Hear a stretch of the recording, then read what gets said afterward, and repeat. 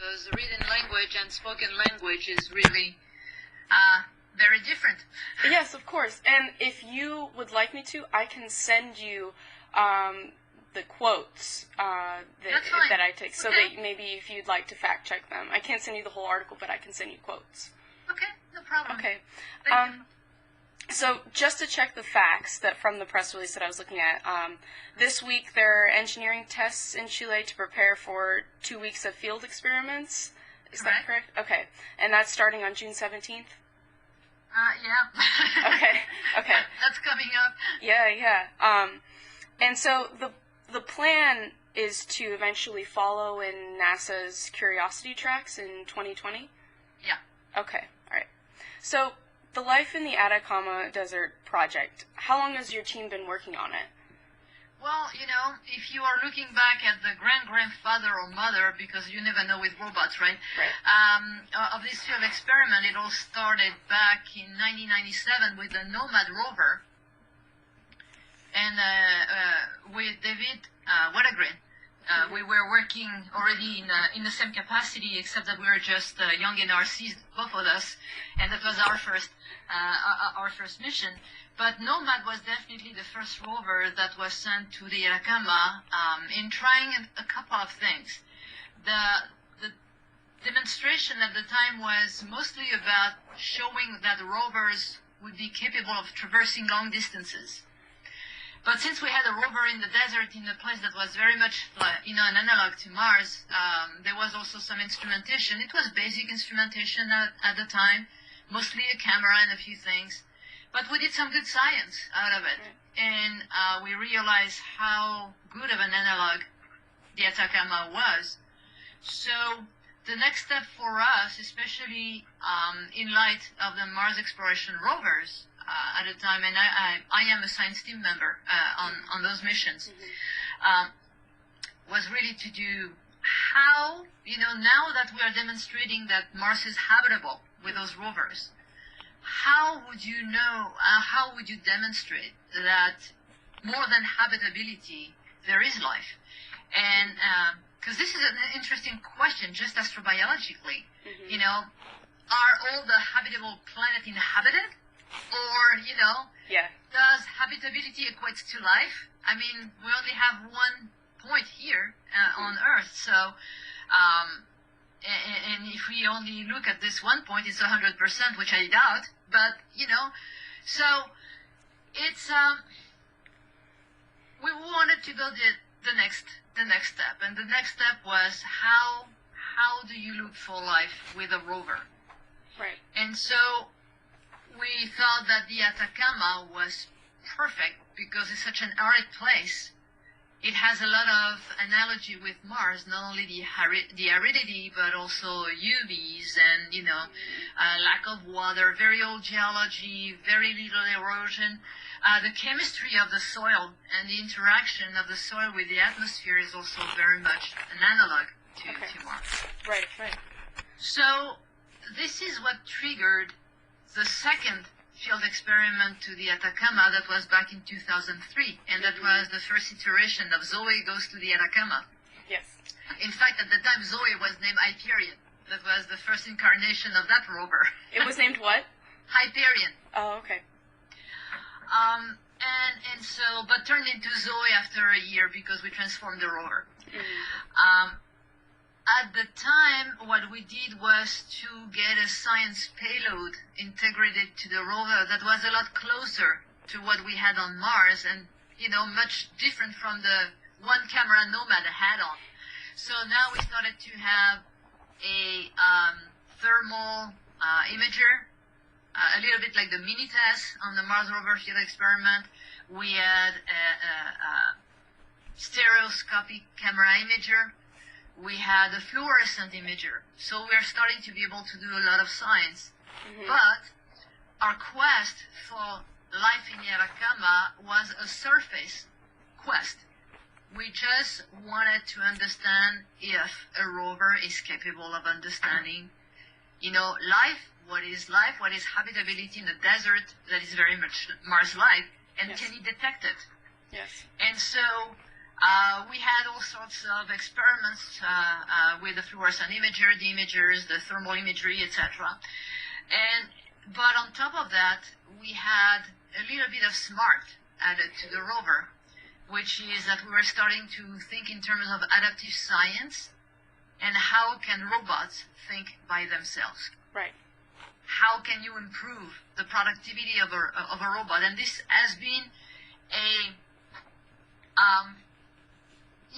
not a concern, but something that I've been pushing from the very beginning, something that came from the Nomad field experiment. When I talked to David at the time, I said, you know what? The robots are the only ones that are 100% of the time on a planet. As scientists, we interact with them once or twice daily at best, right, especially on Mars. And so the robot is receiving commands, does the work, goes somewhere, does the work, but when it goes from point A to point B, usually the science is at a minimum. And once it's at point A or point B, then it stops and waits for other commands. Mm-hmm. Whereas in the meantime, a rabbit could jump in front of the camera and nobody would know it. Right.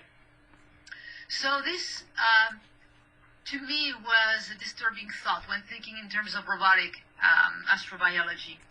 And so, since then, we've been working in terms of developing adaptive science that would give that robot some awareness of the environment and some decision on how to do science and when to do it.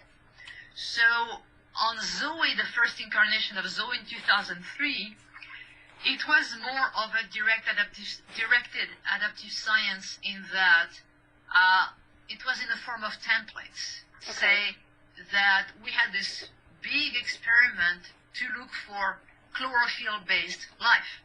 I'm not saying that there's going to be chlorophyll-based life on Mars, but there's going to be in the Atacama, and, we wanted to try some of the stuff. Right.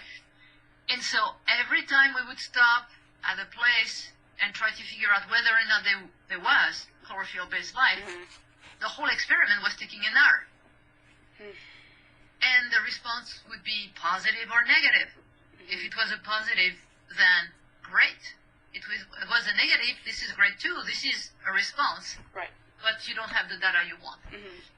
So we figured out a plan in which we had some adaptive science on the fly, where the robot was trying something, spray, some water or something, and then it would have a response. Did we have a response in the chlorophyll or not? If we didn't, mm-hmm. then we moved on. Yes. And if we had, we deployed the whole thing, and all of a sudden we gained 30% in time, in mission time. Right. Because all the no responses, we were moving on to another place. So we were visiting more places, therefore, increasing our chances to find something. The flaw of this experiment, though, is that you are going to find what you're looking for. It's an exploration experiment. It's not a discovery experiment. If there was a life that was different than chlorophyll-based, we wouldn't know. Yeah. Okay? So it was a trade-off, but it paid off big time, because one morning when we came back, Zoe said, we had the data, and Zoe said, response positive, done the whole fluorescent imagery thing. 47 minutes later, we had an image with fluorescent response of microorganism in the Atacama Desert, found by the rover itself. Wow. Not by humans.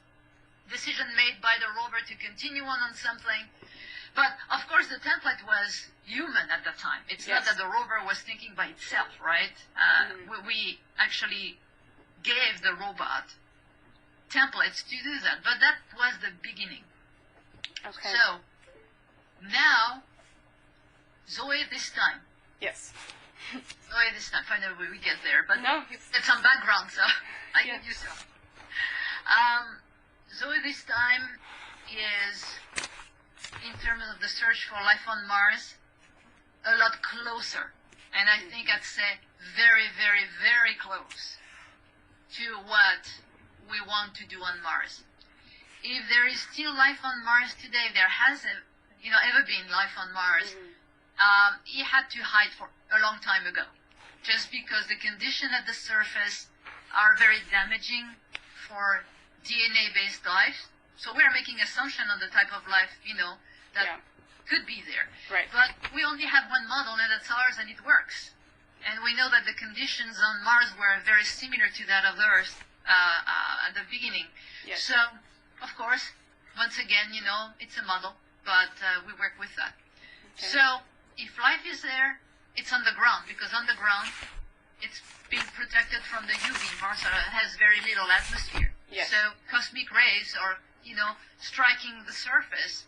UVC strikes the surface, and UVB and UVC, the short wavelengths, are really a killer, literally, for life. So, now what we have is that we have a payload that allows us to go seek underground. And we're not talking about scratching the surface. We're not talking about, what we did with Zoe, which had a plow. We could scrape the surface over a few centimeters. This is pretty much what the rat on the Mars exploration rovers were doing. MSL has a little drill, but it doesn't go really, really deep. Okay. And from the structure of the soil that we know in the Atacama, there are some depths that are more critical than others. Mm-hmm. We don't know what those depths are on Mars, but what we want to be able to is to actually punch holes deep enough that we have a good idea of those different potential transition into various underground environments. So, the drill we have on is actually on board the rover. It's integrated. It's not people carrying the drill right next to the rover. It's really integrated as it would be on a real mission. And it will be able to go down close to 1 meter. Okay. And with that drill, we have a series of instruments that are also actually integrated. One of them is not, I'm going to start with this one, and that's the DAN instrument, the neutron detector. Okay. This is a copy of, actually that was the flight system of the MSL rover. Okay. But MSL was delayed, and so they removed this one and put a new unit. And we had some trouble with it last year when we were trying to use it, and that was a godsend. Okay. Because then we realized that the DAN instrument was behaving in a way that was very different from what we thought it would, and so our observation of what was going on in the Atacama informed the MSL science team that they needed to change their strategy in using the instrument. Instead of waiting, take a few measurements here and then, they realized that the source was decaying a lot faster. And so they needed to make as many measurements that they needed to at the beginning of the mission, or as quickly as they could. Right. So that was a completely shift in paradigm for them.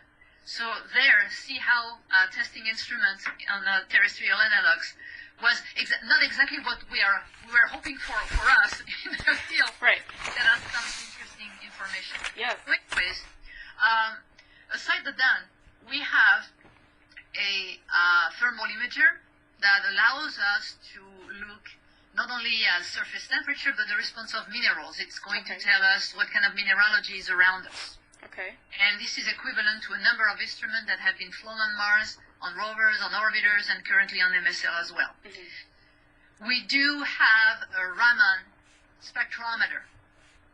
And this is going to tell us about the presence of organics. Okay. So organics doesn't mean life, right? It means the bricks of life. You can have a pile of bricks and not have a house. Mm-hmm. Right? Yes. But the difference between the pile of bricks and the house is the structure. So the Raman and the BUFF instrument, which is also a fluorescent microscopes, Right. it is going to tell us the amount of organics that is present there. We do have a stereo imager, and this one is going to be used to, in a number of things. First, for navigation, we have navigation camera and this high-resolution imager. So we're going to use it to navigate the terrain. Zoe can do some fancy and neat autonomous navigation. Yes. And she does that by using her brain orbital imagery and the image that she has in front of her. But we also are using these to understand the kind of landscape we are at. It's just for us, like the robot sending us pictures. Like, this is where I am. What is of interest to you in this landscape? And then we'll decide where to go and where to sample. And then, what else? We are also going to use some of that smart science I was telling you about. Right. And basically trying to decide on targets and do some mapping of the environment autonomously using algorithm on board the robot, which means that this should help the scientist in that normally you have the images and you look at those images and they say, oh, here we have layers and here we have a pile of rock and it's different from here.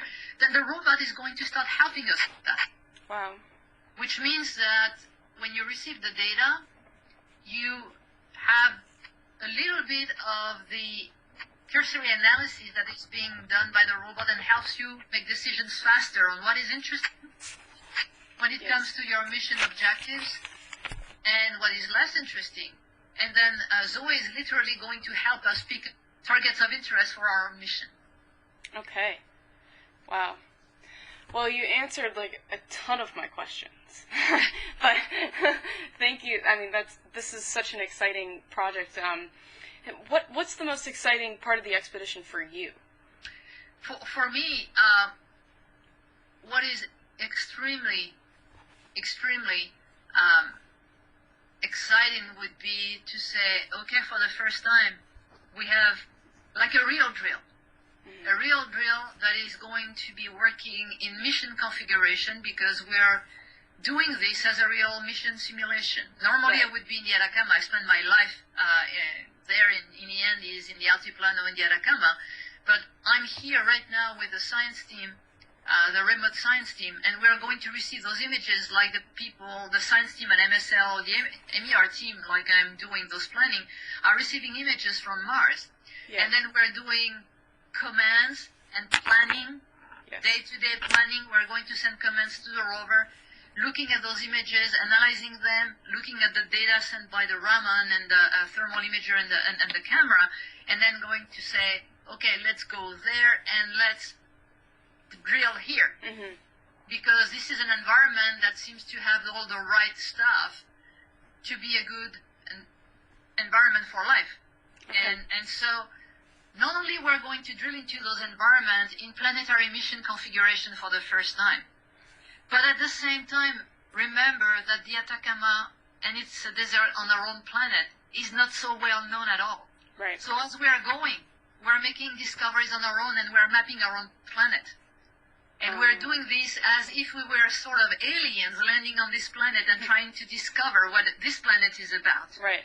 So it's a little bit of a schizophrenic. You are an Earthling trying to understand how to explore Mars, but at the same time, it's just as if you were a Martian exploring the Earth for the first time.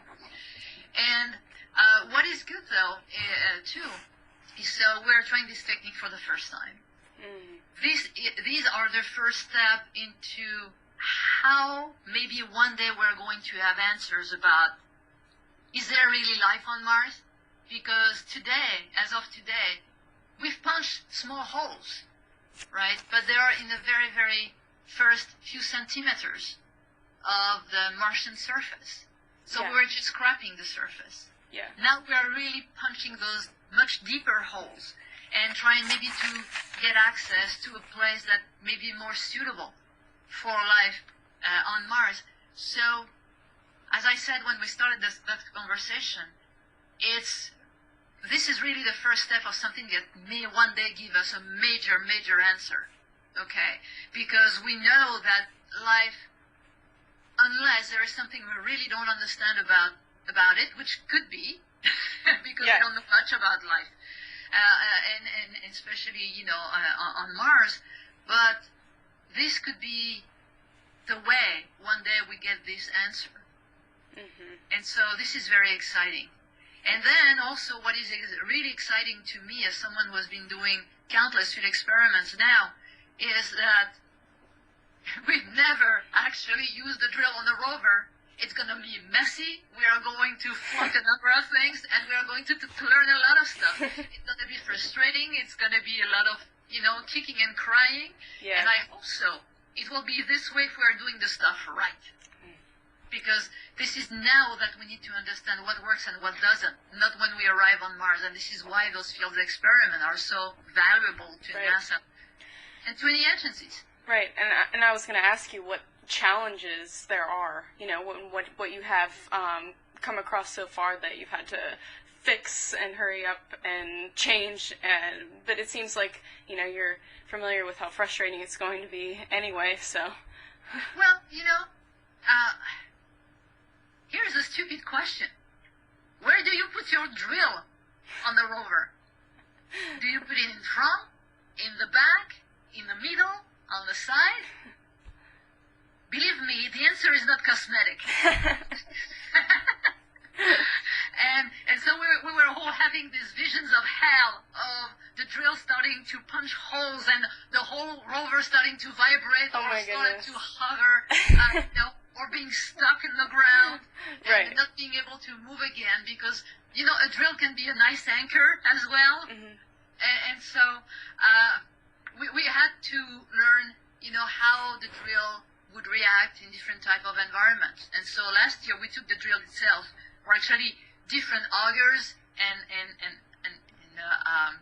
drill bits, and we went to the Atacama and started punching holes all over the place and see, which one worked best.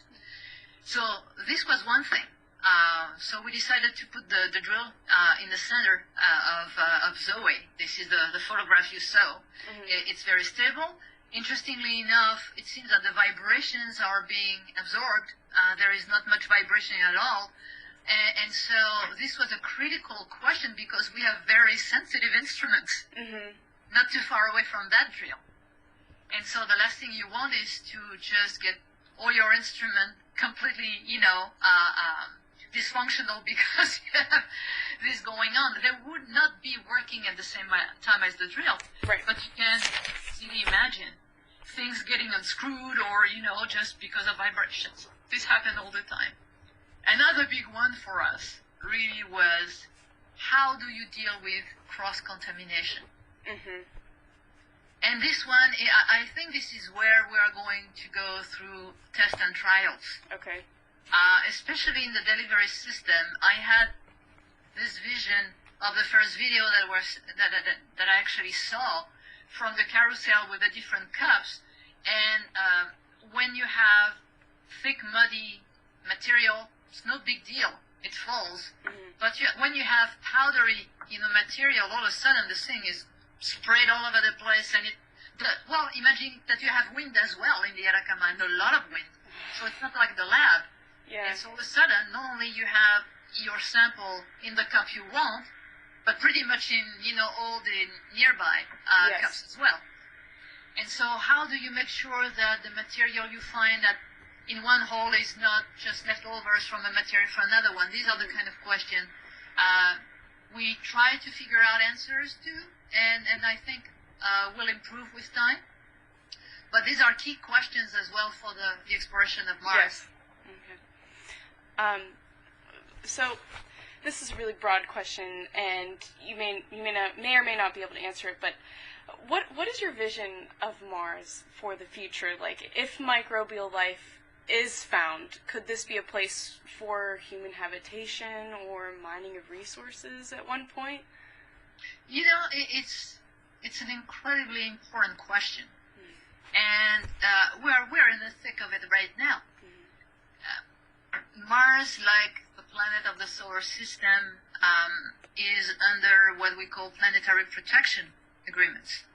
Okay. So, which means that we must try our best not to contaminate that planet, and this is why you are decontaminating spacecrafts, right, before you send. And what that means is that basically we decontaminate them, we are trying to sterilize them, as far as we cannot find traces of life with the kind of technology and instrumentation we do have. Yeah. Doesn't mean that there is no leftover. We don't know that, but as best as we can. And then you're hoping that the transfer in space and the entry in the atmosphere and just the environment of Mars will take care of whatever is left. Right. So there is this one thing. And we do that because we don't want to bring in microbes on Mars. Right. The reason we don't want to do that is twofold, because the first one is that we still want to find genuine Martian life if it's out there. Okay. And we're not doing 100 million miles to discover, terrestrial bugs. We can stay home for that. Yeah. And on the other hand, we don't want to contaminate the Martian life if it's there. Okay. Right. And it also goes both ways. We also have to be sterile and confined just because we don't want to interact. So now the big question is, what if? What if there is life out there? Mm-hmm. What do we do? Sending robots is one thing. The day you put a human on Mars, we will find life. I am not being silly by saying this. What I'm saying is that, humans are microbial factories. The simplest fungi you have on your nail, the simplest thing you do, you touch, we have billions and billions and billions of microbes living, in symbiosis with us. And out of those, we're pretty sure already that a number would be fairly happy in Martian conditions. So there is this whole sort of catch-22 right now. Okay. The thing is that we're already talking about sending humans to Mars, and we're talking about the search for life on Mars, but the basic truth is that we haven't yet started to search for life on Mars. There was one attempt, and that was back in the 70s. That was the Viking field experiment. There was a real biological experiment on Viking. But at the time, we didn't know the Martian environment. So this experiment was not well prepared, and the answer from that experiment are still very ambiguous. Mm-hmm. We don't know if what we saw at the time was a chemical reaction due to all the oxidants that are in the Martian soil. We didn't know at the time, or if there was really something. But since then, our focus has been in understanding what was the geology of Mars, what was the climate of Mars. Early on was it favorable for the inception and development of life as we know it? What is the habitability and life potential of Mars today? But the question always has been around habitability, not life. And what it's always doing now is preparing the steps towards this quest for life. All right? And so, as you hear some of the community saying, let's send humans, but we haven't yet looked for life, then there is this sort of, dual dialogue that's going on right now. And I think that things will clear up in a little while. The good news is that there is a focus on Mars. And I'm not saying it should be the only focus, but because there are so many, interesting planets and moons in the solar system. But the thing is that Mars is where we're the most advanced right now, and maybe where it's going to be the easiest for us to really have a good try at looking for life. Europa is fantastic. I'm just a big fan of all this project for Europa. But these are going to take a little submersible. It's going to take to go through, the ice and things like that. On Mars, we have a chance to be able to put a rover there with a drill and instrumentation, go to places we know might be more favorable than others. We have a rational. And I'm not going to say a straightforward way to go after it, but it's something that we can, we've been working on for a long time, and we are really at the brink of being able to do it. And Zoe is going to show that hopefully next week. Yeah, it's so exciting. So I had, going slightly off topic, I was talking with Red Whitaker about the Polaris experiment. He's in a race for the Google Prize. I think it's drilling holes on the moon to looking for ice. And to me, that seems kind of similar to the Atacama project. Drilling holes. What would be the biggest differences between those two projects, like drilling for microbial life and drilling for ice? Yeah. What the challenge? And in the end, the technology is there. Mm-hmm. Is what you do with it. All right. I am manufacturing a fork. You can eat with it, or you can punch hole in your little brother with it. Depends what you really want. Silliness aside, I think that putting drills on rover is really a challenge, and when you do that, the universe opens, because you can use those drills to do a number of things, and what Red is saying is exactly that. Yes. But the main difference is that you can send a rover with a drill on the moon, and I can be here, and I can drive that rover around. Yes. And I can, joystick the drill, and I can see pretty much live what's going on. On Mars, this is not going to happen that way. In the best case scenario, you have the two planets facing each other, so you can have a direct to Earth with an antenna. You still have, in the best configuration, still take 15 minutes for your signal to come. Mm-hmm. So pretty much 30 minutes to 40 minutes for a round-trip command. But then, very quickly, the two planets are going to go opposite direction, and then you now only have to rely on orbiters to send your commands. I see. And the whole space geometry starts to kick in. Mm-hmm. And then you have to develop a lot more smart, building a lot more smart into your rover, so that it knows what to do when we're not talking to it. Right. So this is where I think that once you pass the challenge of getting a drill onto a rover, you will have to face a lot more challenging environments and conditions on Mars and on the moon, where you can joystick as much as you want. Now, the ice, when it comes to the ice and life, both are incredible prices when you are going for space exploration. Yes. Ice gives you resources for a manned, colony on the moon. It gives you water, but it gives you also fuel. And I'd say that we have been so surprised by so many things that finding ice on the moon, I would pretty much be ready to say maybe there is an astrobiological potential there. Yeah. Maybe the moon might not be completely dead. Maybe this is this end member on the astrobiology side.